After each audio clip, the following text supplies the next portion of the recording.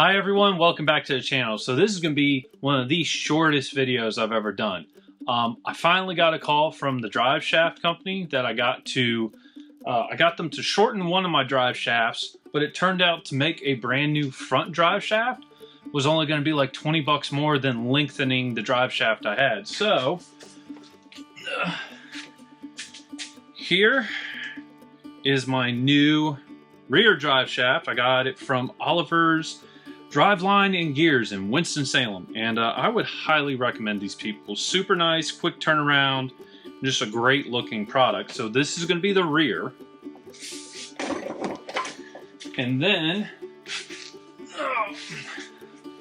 this is my brand new front drive shaft. It's actually longer than a standard TJ Wrangler drive shaft, which is kind of mind-boggling, but again, that's because I have the doubler and the transfer case.